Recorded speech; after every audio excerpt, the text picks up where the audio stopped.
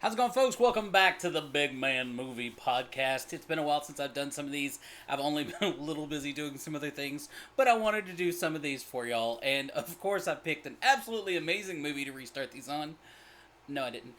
Before I get into this, though, I wanted to let you know that going back into doing these Big Man Movie Podcast videos, I really like to share these with you. So if you're interested in giving your opinions on some of these movies or debating some of the old movies and stuff like that, please let me know down below, and I'll get you on our list, and we'll get you scheduled and that kind of thing. So thank you for that. Anyway, today I want to talk about a new Netflix movie that just came out, I think, a little less than a week ago. This past weekend was the first weekend. It's called The Wrong Missy. It's the newest of the, God, how many Adam Sandler video or movies did Netflix buy? I forget. It's 12, or they've upped it since then, or whatever. His Happy Madison production. This is the newest storyline, the newest movie of them.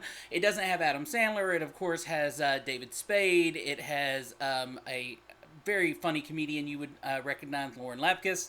Of course, it has Nick Swardson in it, and Jeff Pearson plays as David Spade's boss. Look, the premise of this is simple, okay? There is nothing. It's got 36% on Rotten Tomatoes, 5.8 stars out of 10 on IMDb.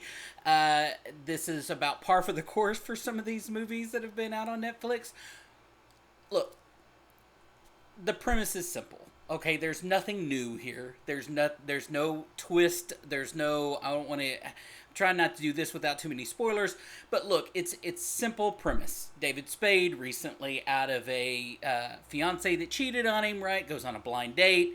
It's with who you see here in the poster, and it goes exactly how you would think if you know her type of comedy. Her name is Missy, Melissa, right? It goes exactly how you would think. Loud, obnoxious. He scares the crap out of somebody like David Spade. David Spade is David Spade in this movie. If you've ever seen him play anything, this is the exact same character, right? But anyway, he goes on a blind date with her through an app, of course, because it's 2020, and it goes exactly like you would think. There's some chaos that happens. He runs away. A couple of days later, several months later, he meets up at an airport with beautiful young lady, right? Played by Molly Sims. Her name also happens to be Melissa. They hit it off. He's going on a corporate retreat, trying to, of course, get the next job, you know what I mean? Get the promotion, that kind of competition things that comes in these types of movies. So he thinks, why don't I invite this gorgeous lady I just met to Hawaii, of all places, for this corporate retreat and impress my new boss. He, of course, texts the wrong girl and doesn't know that until they're on the plane together headed to Hawaii. And look, what you see in this, this poster right here is everything that you get in this movie. You get him reacting to her. I don't know how my hands twist around. There. Him talking to her, him reacting to her. I don't know that David Spade was necessarily necessary in this movie, because the movie is all about her. And then, of course, at the bottom, him being embarrassed by her. It goes and ends exactly how you would think this type of story goes and ends. I agree with IMDb's 50% of this movie. Look, if you want a movie that will make you feel good and you are okay with the cringy, embarrassing comedy that's out there, I get a little nervous. I am one of those people that watch a movie, and when you get to one of those just truly embarrassing moments, it embarrasses me as well.